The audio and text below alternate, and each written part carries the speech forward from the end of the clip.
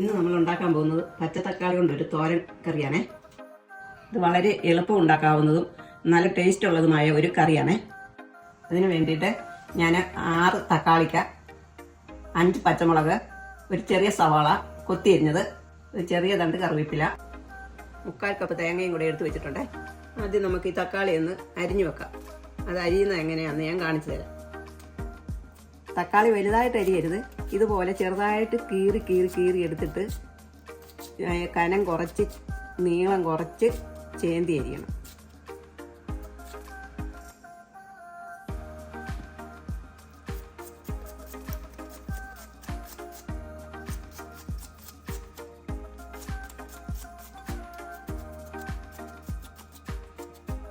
ഇതുപോലെ കുഞ്ഞ് ചെറിയതായിട്ട് അരിയണം.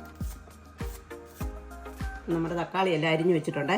ഇനി നമുക്ക് ഈ തക്കാളി കൈ കൊണ്ട് ഇതുപോലെ നല്ലപോലെ ഒന്ന് ഞെരടിയിട്ട് നല്ലപോലെ പിഴിഞ്ഞെടുക്കണം.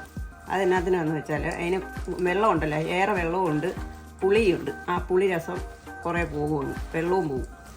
അതിന് വേണ്ടിയിട്ടാണ് ഇങ്ങനെ നമ്മൾ ഞെരടി പിഴിഞ്ഞെടുക്കുന്നത്.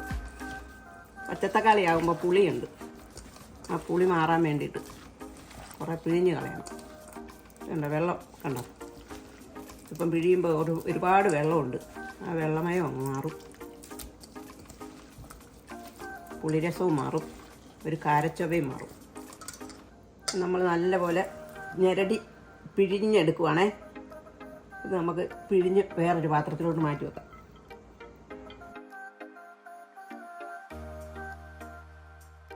തക്കാളി നമ്മൾ പിഴിഞ്ഞ് വെച്ചതിനകത്തോട്ട് നമുക്ക് പച്ചമുളക് അരിഞ്ഞിടാം. ഇതുപോലെ ചെറുതായിട്ട്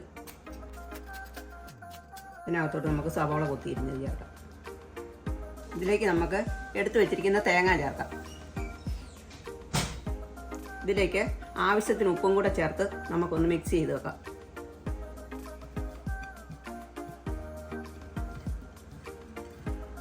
അപ്പം നമ്മുടെ തക്കാളിയും തേങ്ങയും പച്ചമുളകും എല്ലാം കൂടെ ഉപ്പിട്ട് നമ്മൾ തിരുമ്മി വെച്ചിട്ടുണ്ട്. ഇനി നമുക്ക് തക്കാളി തോരൻ വെക്കാവേ. ഇനി ഞാനൊരു പാൻ എടുത്ത് അടുപ്പേ വെച്ചിട്ടുണ്ട്. അതിൻ്റെ എണ്ണ ചൂടായിരിക്കുകയാണ്. അതിലേക്ക് നമുക്ക് കടുക് ഇട്ട് കൊടുക്കാം. കടുക് പൊട്ടിക്കുമ്പം അതിൻ്റെ കൂടെ ഒരു 1/2 ടീസ്പൂൺ അരിയും കൂടെ ഇട്ട് കൊടുക്കുന്നത് നല്ലതാണ്, നല്ല ടേസ്റ്റാണ്. തീ കുറച്ച് വയ്ക്കണേ. അരി ഒന്ന് ഒരു ചെറിയ ചുവപ്പാകുമ്പോൾ നമുക്ക് എടുത്തു വെച്ചിരിക്കുന്ന മുളകും കറിവേപ്പിലയും വെച്ചിരിക്കുക.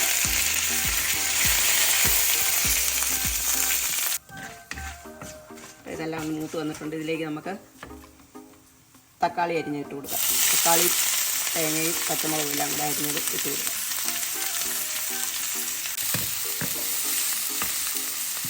ഇതൊരു 10-15 മിനിറ്റ് ഇരിക്കട്ടെ.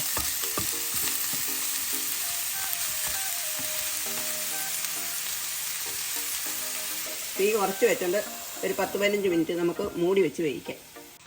ഇടയ്ക്ക് മൂടി ഒന്ന് തുറന്നിട്ട് ഒന്ന് ഇളക്കി കൊടുക്കണം, അല്ലെങ്കിൽ അടി പിടിച്ചാൽ അറിയത്തില്ല. നമ്മൾ ഒരു 10 മിനിറ്റ് ഒക്കെ കഴിഞ്ഞിട്ടുണ്ട്. നമ്മുടെ കറി റെഡി ആയിട്ടുണ്ട്. തക്കാളി കൊണ്ട് ഇതുപോലെ തോരൻ വെച്ചിട്ടില്ലാത്തവർ ഇതുപോലെ ഉണ്ടാക്കി നോക്കിയിട്ട് ഇഷ്ടപ്പെട്ടെങ്കിൽ ഞങ്ങൾക്കൊന്ന് സപ്പോർട്ട് ചെയ്യാം.